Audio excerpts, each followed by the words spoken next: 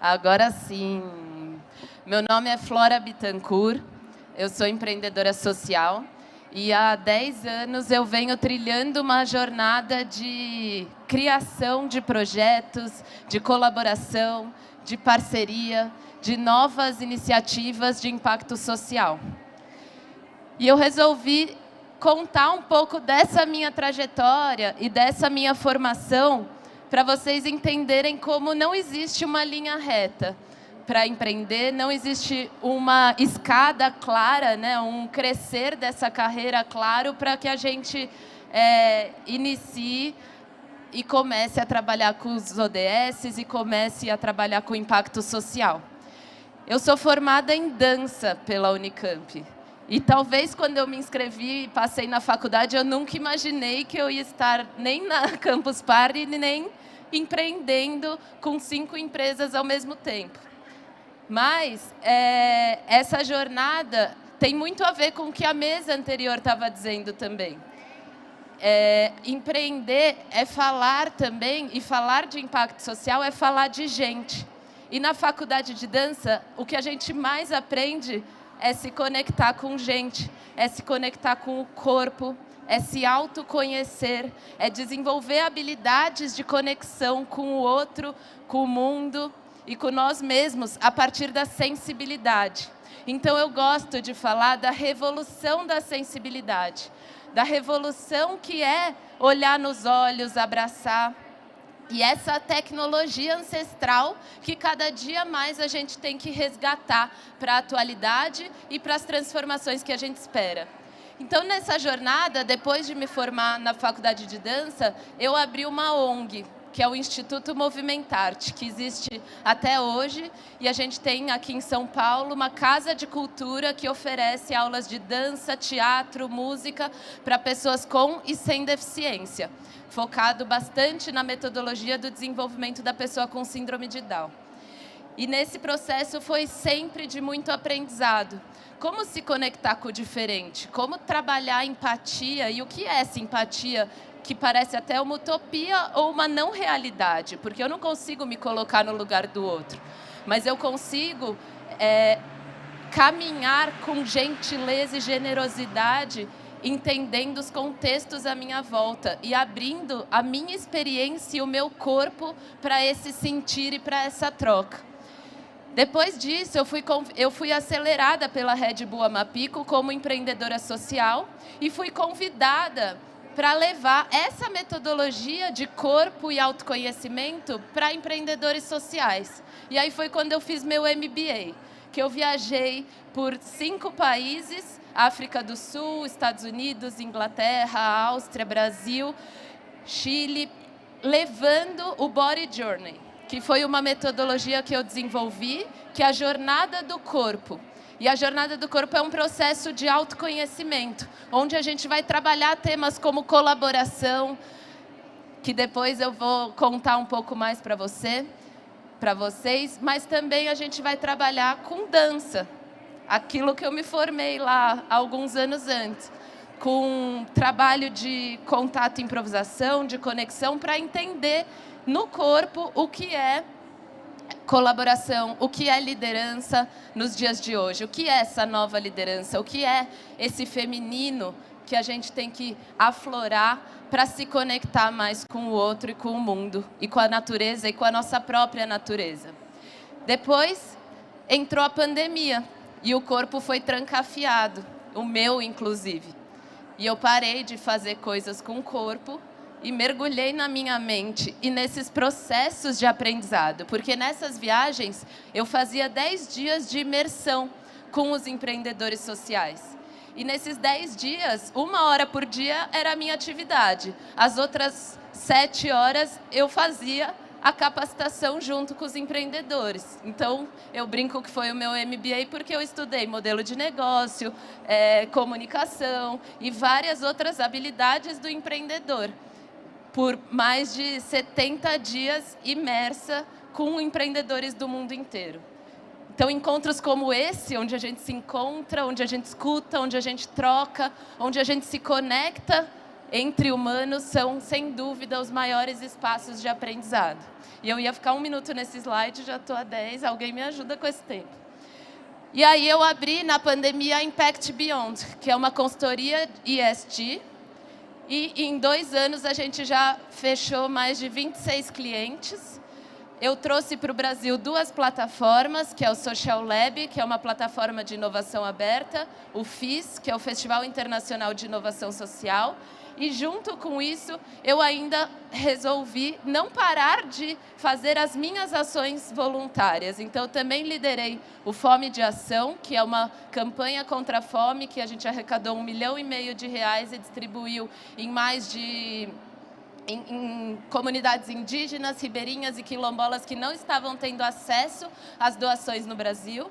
E também o MAIS, que é o Mapa do Impacto Social, uma plataforma que mapeou, fazendo cruzamento de base de dados, 816 mil organizações sociais no Brasil e tem a intenção de debater a democratização do acesso às doações. Esse ecossistema que eu construí nesses 2 anos foi um ecossistema colaborativo. Eu lidero essas frentes, mas junto com eles foram mais de 100 pessoas conectadas diariamente, co-criando e co-construindo. E é dessa colaboração que eu venho falar para vocês. Mas antes eu vou dar um contexto histórico para a gente entender do que a gente está falando. Quando a gente fala de ODS, dos Objetivos de Desenvolvimento Sustentáveis da ONU, a gente tem que voltar uns 20 e poucos anos atrás, quando foram lançados os Objetivos do Milênio, que foram os primeiros acordos entre os países para que a gente fizesse mudanças coletivas e compromissos coletivos para uma agenda de sustentabilidade, desenvolvimento, justiça social, equidade e muitas outras coisas. Em 2015, no Tratado de Paris, foi quando foi cunhado o termo ODS. E foram definidos, então, esses 17 compromissos, com uma parceria firmada entre 193 países, mas o mais importante, que quando a gente fala de ODS, é importante entender, os 17 objetivos, eles não são uma foto, que muita empresa acha. Eles não são uma foto, um desenho, um ícone, né? Bonitinho, para pôr num slide. Eles têm metas, eles têm indicadores. Então, a grande revolução que eu construí na minha carreira para chegar da faculdade de dança às 5 empresas foi aliar a nossa expansão da consciência, a nossa humanidade, a nossa conexão humana com dados. Dados, métricas, indicadores, conteúdo, para que a gente traga para a linguagem corporativa, para a linguagem do capital, o discurso da humanidade, o discurso da urgência das transformações sociais. E os ODS, eles são essa linguagem global. Então, quando vocês forem caminhar dentro desse universo, lembrem-se de olhar as 169 metas e os 230 indicadores que estão embaixo de cada ODS para que a gente possa realmente entender o que é e como agir. Aqui estão os ícones, que são bem bonitinhos e a gente pode pôr nas nossas apresentações, desde que por trás dela tenham planilhas bem complexas de desenvolvimento e de compromissos e de ações. Nada mais é do que a mobilização de um sonho de impacto, a partir de uma mensagem alinhada e global, e através de ações coletivas e individuais, para a construção de um mundo mais justo. Isso são os ODS. É uma forma fácil de todo mundo conseguir entender do que a gente está falando. E na pandemia também surgiu uma outra sigla, que é o ESG, o ESG, o ASG, Ambiental, Social e Governança, que ficou um pouco batido já, mas eu gosto, porque se fica mais fácil explicar para quem não tem nenhum conhecimento sobre o tema do que a gente está falando, tudo bem, vamos então falar desse jeito, porque novidade não é, né? Então, a gente está falando que essa é a década da ação, é a década do fazer, é a década de levantar da cadeira e começar a agir agora, porque é urgente. Quando a gente fala de uma agenda 2030, a gente não está falando que esses problemas vão acontecer em 2030. A gente está falando que muita gente já sofre eles hoje. E quem que vocês acham que são as pessoas mais afetadas por essa falta de consciência coletiva, por essa falta de ação, por essa falta de inconformidade com as questões sociais? São as pessoas em vulnerabilidade social. São as pessoas que, em enchentes, perdem suas casas. E elas perdem hoje. Hoje elas não têm saneamento. Hoje elas não têm acesso à água. Então, antes de falar de ODS, antes de falar de futuro, a gente precisa falar de presente. E a gente precisa agir agora.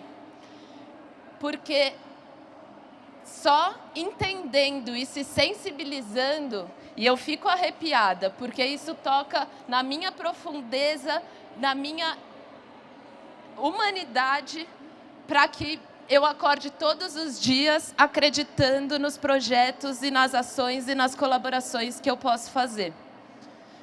Esse termo, justiça social, tem que ser o termo mais estudado do ano. A gente precisa entender o que é a luta antirracista, qual que é o nosso papel enquanto pessoas brancas na luta antirracista. A gente precisa entender a nossa branquitude, a nossa racialização e como que a gente age nesse papel e nessas ações urgentes. Quando a gente fala de justiça social, a gente fala de interseccionalidade, a gente fala de cruzar em todas as frentes os temas mais importantes, que é a equidade racial, que é a equidade de gênero, que é a inclusão das pessoas com deficiência, que é a luta do anticapacitismo. Então, se a gente acha que a gente tem uma empresa que não é ESG, é melhor a gente sair dessa empresa, porque todas as empresas precisam, sim, começar a ter compromissos para estar no futuro.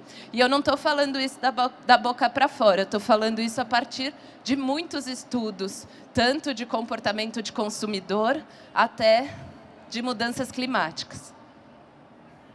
E para vocês, o que é intolerável? É acordar, sair de casa e cruzar uma pessoa que dormiu na rua? É saber que tem milhões de pessoas passando fome no nosso país? É saber que pessoas negras não podem ir e vir em paz, porque vão sofrer agressões racistas diariamente? É saber que mulheres e homens não têm direitos iguais? O que te move? O que não te deixa dormir para de manhã agir? E essa mudança, ela não é solitária, ela não pode ser solitária. A gente precisa fazer o que eu chamo de colaboração radical. É colaborar em todos os níveis, em todos os aspectos da nossa vida, da nossa visão de futuro, do nosso crescimento, do crescimento do nosso negócio, das metas da nossa startup. E quando a gente fala de trabalho em rede e colaboração radical, é quando a gente acredita que a gente deve se mover por causas sociais individualmente para poder fazer parte de uma transformação coletiva. E a liderança é solitária. A liderança é quando a gente está à frente. Então não tem muita gente junto. A liderança ela é solitária. E na dança eu aprendi um conceito muito interessante. Por isso que a minha formação nunca me abandonou. Se você quer dançar com alguém, você tem que se virar para essa pessoa. Você tem que mostrar onde você está. E é esse tipo de liderança que eu acredito. Porque se você não confiar no outro, você cai. Se você não dá o apoio ao outro, o outro cai. Se você não está aqui, não tem dança. Não tem troca. Por isso, eu queria compartilhar com vocês 5 aprendizados, que, na verdade, eu roubei, porque são 10, porque eu pus 2 em cada, depois eu percebi. Mas são 5 aprendizados de colaboração e dessa liderança colaborativa. O primeiro é: dê plataformas e propósitos comuns. Sem um palco para a gente dançar, ninguém sabe onde pisar. Sem um propósito que faz eu acordar todo dia, eu não vou sair da cama no dia chuvoso. Dê autonomia e pratique a liderança circular. Todo mundo envolvido no projeto tem capacidades e skills necessários, independente de formação, independente de capacitação. Qualquer ser humano tem skills e habilidades necessárias para compor a sua colaboração.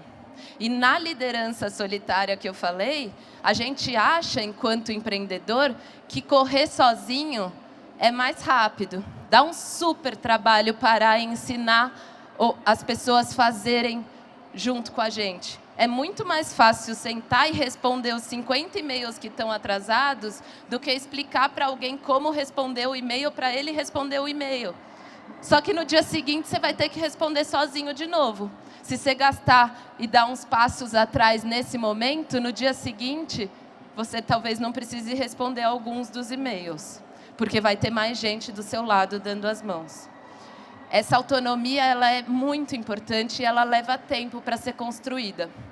Esse senso de pertencimento, onde cada um tem seu protagonismo, onde cada um tem seu espaço, também é importante, porque senão as pessoas desestimulam. E eu não sei quantos de vocês já tentaram fazer um projeto colaborativo, mas sem senso de pertencimento, ele acaba em 2 dias. As pessoas se sentem empolgadas e aí quando você vai ver, você está sozinho de novo. Você está fazendo tudo sozinho, porque você não trouxe a pessoa para dentro do projeto. Escuta ativa e comunicação. Todo projeto de colaboração vai dar BO. E a gente tem que estar aberto a escutar, a entender a individualidade de cada um, a entender essas necessidades individuais, a facilitar, a construir esses diálogos entre todos, independente do tamanho que seja essa colaboração. E, por último, o autocuidado e a celebração. Porque transformar o mundo deveria ser muito bom, né? A gente tinha que acordar feliz, dormir feliz, porque a gente só está fazendo coisa boa. E o autocuidado é porque é uma maratona.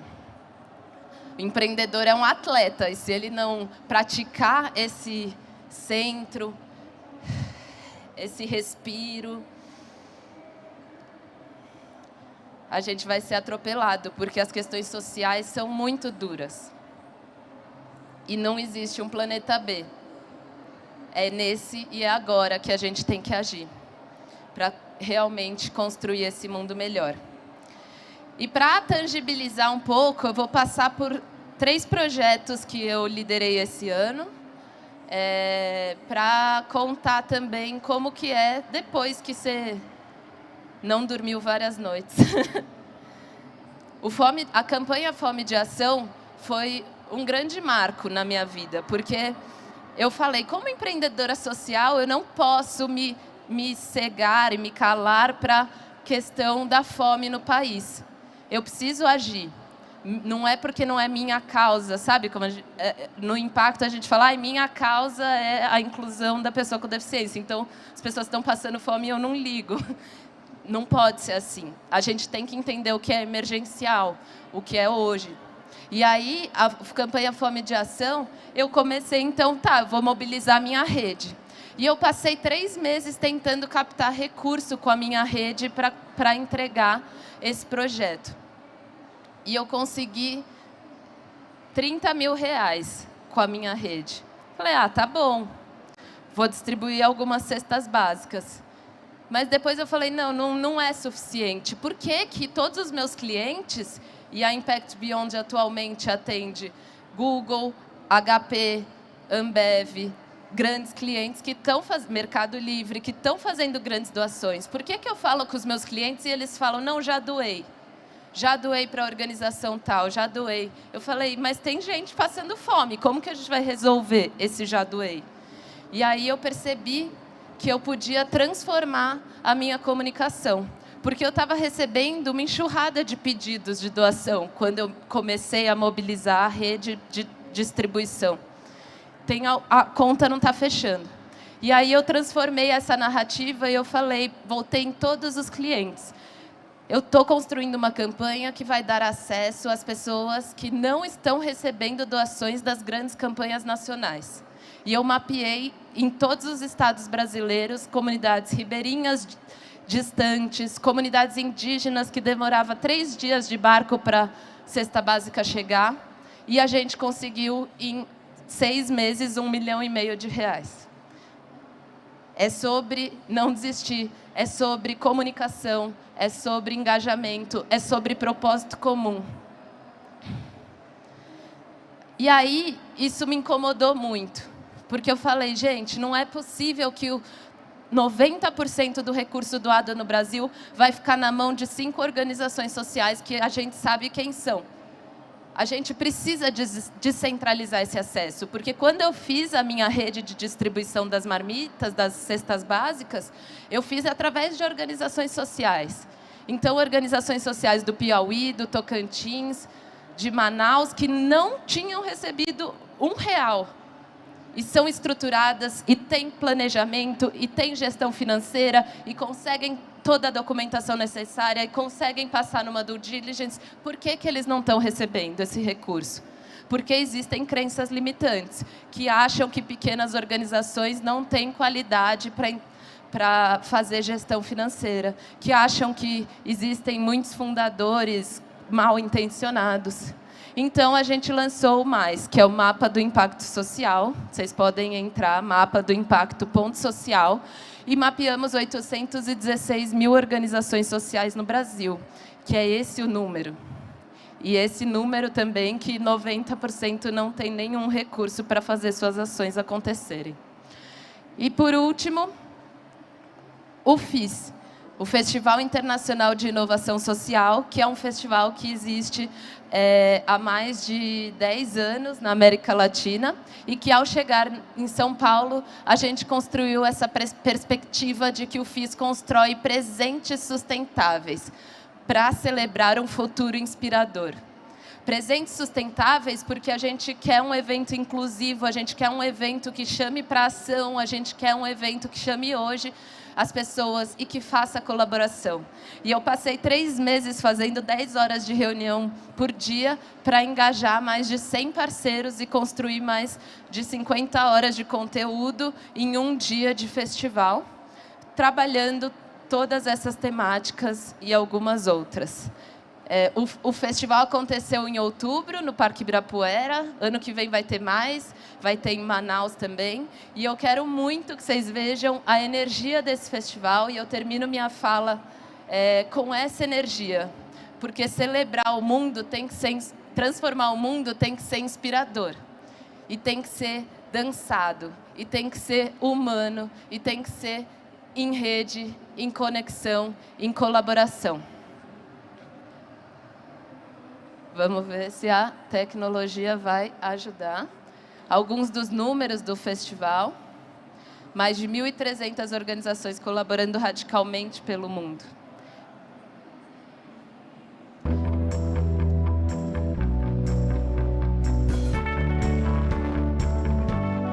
There's 3 things that are most important: passion, inspiration, and transformation.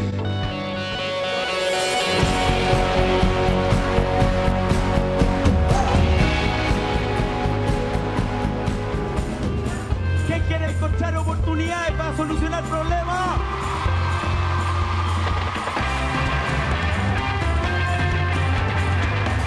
Que el cambio empieza por ustedes mismos, cuando ustedes empiezan a creer en ustedes, porque esa es la única forma de cambiar esta sociedad.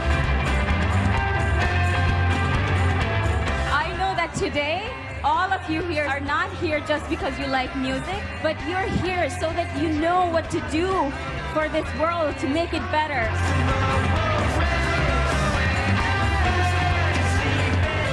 Do something that you love. Because if you don't, then you are going to be miserable for the rest of your life.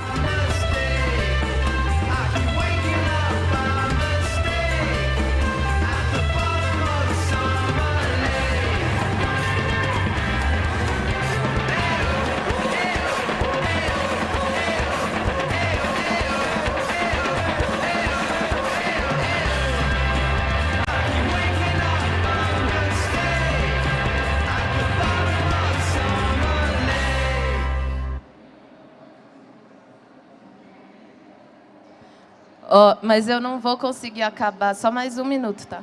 Sem ser bailarina. Então, eu vou pedir todo mundo para levantar. Aquela pessoa chata, sabe? Da dinâmica de grupo, que pede para levantar quando você não quer. Eu mesma. A gente tem que levantar para a gente se conectar. A gente usa 20% da nossa capacidade cerebral. E todos os nossos poros, nosso corpo está conectado com o nosso cérebro. Então, se a gente não usar o nosso corpo, a gente também não está exercitando o nosso cérebro, nossa capacidade de sentir. E sem esse sentir, a gente não encontra aquele propósito, a gente não encontra o que me move para acordar todo dia.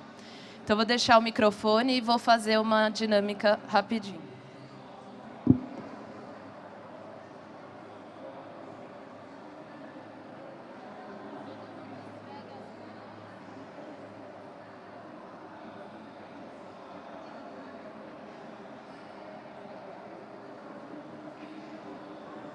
Continue esfregando as mãos, feche os olhos e devagar afasta a mão uma da outra e tenta sentir um campo magnético entre as suas mãos.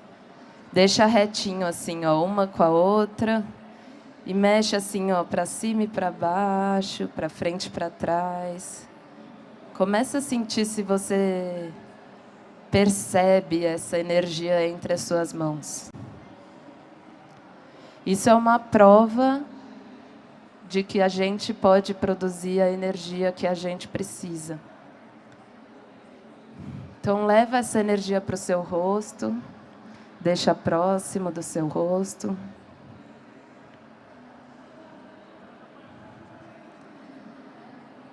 Traz as mãos para o coração.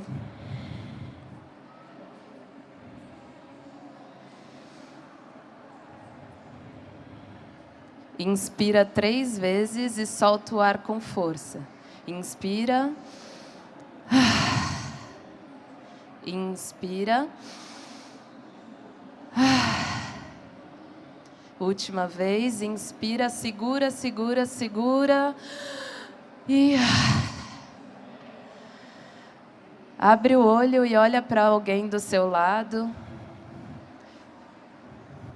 E dá um abraço, se der. Não precisa falar nada. Só dá um abraço. E agradece por essa pessoa também estar aqui, hoje, construindo, pensando, se desconstruindo, pausando, para a gente seguir juntos nessa luta. Obrigada.